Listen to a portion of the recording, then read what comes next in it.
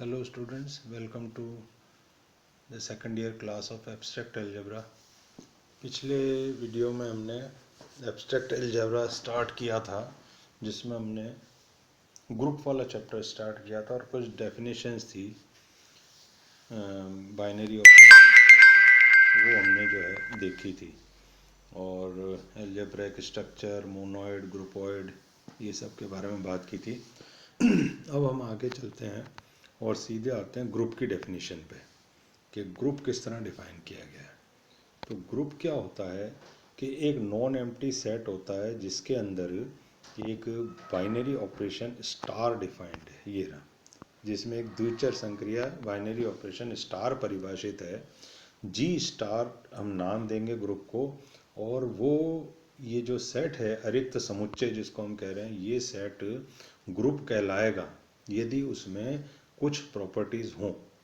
तो उन प्रॉपर्टीज़ को नाम यहाँ दिया G1, G2, G3 एंड एक और प्रॉपर्टी होगी G4, जिसकी बात हम आगे करेंगे। तो G1 एक्चुअली सहचर्यता से G1 नहीं कहना चाहिए, अपन कहेंगे एक सेट जो है ग्रुप कहलाएगा यदि पहली प्रॉपर्टी की उसमें एक बाइनरी ऑपरेशन डिफाइन हो, उसको हम G1 कहेंगे। तो ये G2 बन जाएगा, ये G3 बन जाएगा और ये G4 बन जाएगा, इस तरीके से। तो a non-empty set is said to be a group if first G1 there is a binary operation defined in that particular set. तो बाइनरी ऑपरेशन डिफाइंड का मतलब आपको पहले बताया जा चुका है कि बाइनरी ऑपरेशन क्या होता है। बाइनरी ऑपरेशन होता है कि दो अगर एलिमेंट उसी सेट के लिए जाएं और जो ऑपरेशन जिसको हमने बाइनरी कहना है अगर उसके बीच में वो ऑपरेट किया जाए, तो जो नया एलिमेंट हमको मिलेगा वो दोबारा उस ग्रुप को उस सेट को बिलोंग करता हुआ होना चाहिए।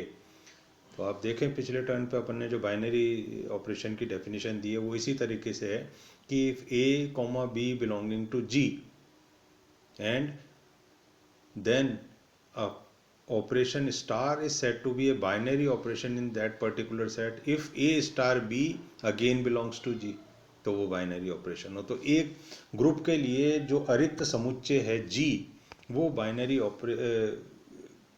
उसके अंदर एक बाइनरी ऑपरेशन जी अगर डिफाइंड है तो पहला जो प्रॉपर्टी बनी ये। सेकंड प्रॉपर्टी बनी सहचर्यता यानी एसोसिएटिविटी। एसोसिएटिविटी को इस तरह से याद रखेंगे आप कि इसमें तीन एलिमेंट्स की हमको ज़रूरत पड़ती है। कौन कौन से एलिमेंट हैं? तीन एलिमेंट हमने लिए हैं, ए बी और सी। तो ये जो ए बी और सी जो तीन एलिमेंट्स हैं, इनके अंदर हम अगर ऐसा कर पाएँ क्या कि A star B star C, A star B star सी, पहले हमने क्या किया कि दो पे ब्रैकेट लगाया किस पे, ए और बी एलिमेंट पे, और फिर हमने लगाया लास्ट वाले दो पे बी और सी पे, यानी ए स्टार बी कर लें, पहले ए ऑपरेशन बी कर लें फिर उसको ऑपरेट करें सी के साथ, या पहले ए को ऐसे ही रखें बी स्टार सी कर लें और फिर जो इसका आंसर आया उसको ए के साथ ऑपरेट कर दें, तो इसमें फ़र्क ना पड़े, दोनों इक्वल आ जाएं। तो ये कहलाती है एसोसिएटिविटी। तो a B c is the element for all, ये बीच वाला साइन काय के लिए मैंने बताया था, for all A B C belonging to ji.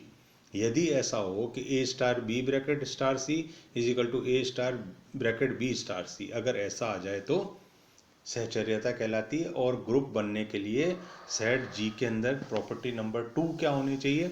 Associativity hold करनी चाहिए। थर्ड प्रॉपर्टी है एग्जिस्टेंस ऑफ आइडेंटिटी एलिमेंट। तो आइडेंटिटी एलिमेंट के बारे में भी आपको मैंने पिछले जो टर्न था उस पर बताया था कि आइडेंटिटी एलिमेंट वो होती है कि एक एलिमेंट ई को हम आइडेंटिटी एलिमेंट कहेंगे यदि ऐसा हो कि हम निकालें ए स्टार ई या निकालें ई स्टार ए, ये निकालें या ये निकालें, आंसर दोनों केस में बीच वाला ए ही आना चाहिए।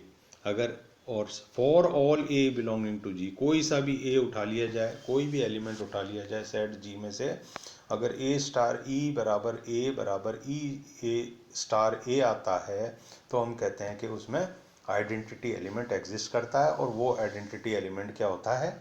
ई का है। अब इस इधर एक एग्जांपल देना चाहेंगे कि अगर मल्टीप्लिकेशन ऑपरेशन डिफाइंड है तो ये ई होगा 1। कैसे? कि अगर A multiplied by 1 is equal to A and 1 multiplied by A is again equal to A. तो मल्टीप्लिकेटिव आइडेंटिटी क्या होती है? 1। और अगर अपन चाहें एडिटिव आइडेंटिटी यानी लेफ्ट या राइट में रखें, जोड़ें, तो भी वही है, यानी a प्लस जीरो बराबर 0 plus A for all A belonging to G. तो ये होता है एग्जिस्टेंस ऑफ आइडेंटिटी एलिमेंट।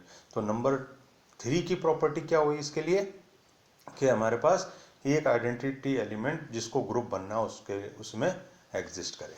उसके बाद आता है एग्जिस्टेंस ऑफ इनवर्स एलिमेंट। तो ये कहता है कि प्रत्येक अवयव का एक संगत अवयव बी इस प्रकार निकले कि ए स्टार बी करें या बी स्टार ए करें, या तो ये करें या ये करें, आंसर हर केस में हमको क्या मिलना चाहिए?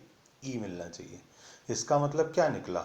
इसका मतलब ये निकला कि एक एलिमेंट ए का इन्वर्स बी कहलाएगा यदि, फिर से देखें, एक एलिमेंट ए का, ये ए का जो इन्वर्स है वो बी कहलाएगा यदि लेफ्ट राइट में रखें बी को या लेफ्ट में रखें बी को, ऑपरेट करें, आंसर बीच वाला ई मिल जाए, तो ये कहलाता है इन्वर्स। तो इसको हम इस तरीके से भी लिखते हैं कि ए का इन्वर्स ए इन्वर्स, फिर इस ए का इन्वर्स ए इन्वर्स, आंसर क्या दे रहा है? बीच वाला ई। ठीक है। अब जैसे कोई सा भी इन्वर्स अगर निकालना हमको, मान लो एडिटिव ग्रुप है जिसमें ऑपरेशन क्या डिफाइंड है? प्लस। तो अगर हम ऐसा करें कि 5 का हम इन्वर्स निकालना चाहें तो हमको आइडेंटिटी मिलनी चाहिए, यानी बीच वाली ई मिलनी, और एडिटिव आइडेंटिटी क्या होती है? 0। तो 5 में क्या जोड़ें? -5। तो आंसर क्या आ जाएगा? 0। फिर -5 अगर यहाँ रखें तो 5 यहाँ रखें, फिर भी आंसर 0 आ जाएगा। तो मतलब क्या निकला?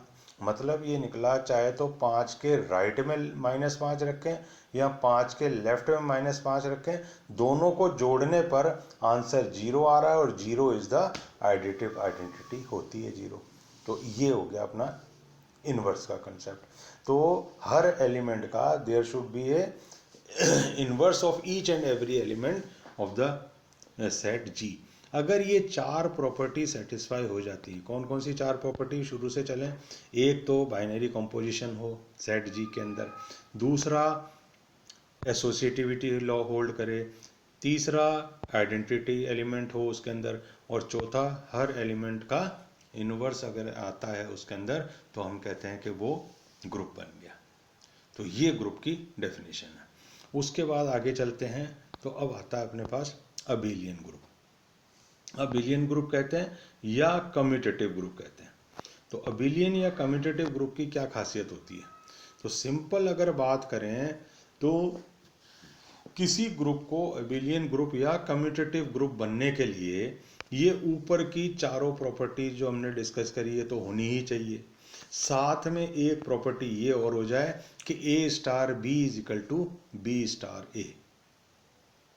ठीक है, यानी दो एलिमेंट को आगे पीछे रख के कैसे भी ऑपरेट कर लें, आंसर शुड बी सेम, यानी या तो ए स्टार बी करें या बी स्टार ए करें। अब इसका एग्जांपल लें अबेलियन ग्रुप का, तो सारी प्रॉपर्टीज तो ग्रुप की पहले सेटिस्फाई हो जाए 4 की 4, और 5वीं प्रॉपर्टी एडिशन क्या हो, जैसे 5 इंटू 6 करें या 6 इंटू 5 करें।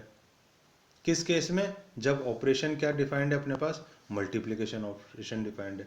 तो इस मल्टीप्लिकेशन ऑपरेशन डिफाइंड के अंदर अगर अपन 5 इंटू 6 कर रहे हैं या 6 इंटू 5 कर रहे हैं, सेम चीज मिल रही है हमको 30।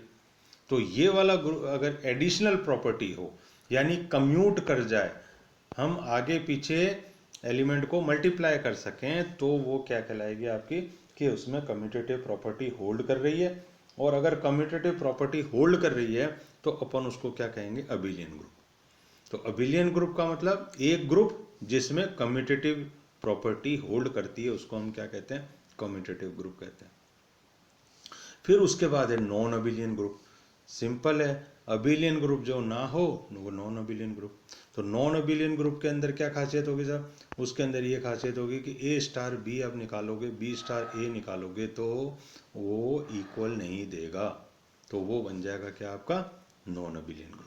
तो ये एक जो है डेफिनेशन हमने देखी काय की? ग्रुप की, और साथ ही साथ किसकी? अबेलियन ग्रुप की। अब आगे चलते हैं।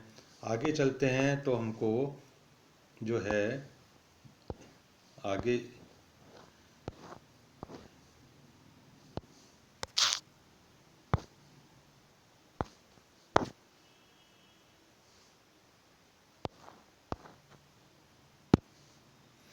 ये है जो इसमें हम कहते हैं कि अगली डेफिनेशन जो आती है वो आती है परिमित या अपरिमित, फाइनाइट और इनफाइनाइट ग्रुप की। तो इससे पहले जो यहाँ पर कुछ बातें हैं उसको अपन देख लेते हैं, जो छोटा करके मैं दिखाऊँ आपको। कि कहता है कि परिभाषा से हमने ग्रुप की परिभाषा में जी में संक्रिया को इससे स्टार से डिफाइन किया। किससे डिफाइन किया? स्टार से। परंतु हम इसको ऐसे भी ओ भी लिख सकते हैं, छोटा प्लस करके गोला भी लिखा सकते हैं, कुछ भी ऑपरेशन के लिए साइन दे सकते हैं। तो स्टार सबसे बेहतर रहता है। हम जनरली स्टार ऑपरेशन को ही स्टार ऑपरेशन लिखते हुए काम करते हैं। नहीं तो ये नोटेशंस हो सकते हैं, छोटा सा वो लिखा हुआ है, ये प्लस लिखा हुआ है गोले के अंदर, ऐसा भी कर सकते हैं। अच्छा जी, फिर इसके बाद अपन आते हैं परिमित या अपरिमित ग्रुप पे। तो अपरिमित और परिमित ग्रुप की खास बात क्या है सर? परिभाषा क्या है?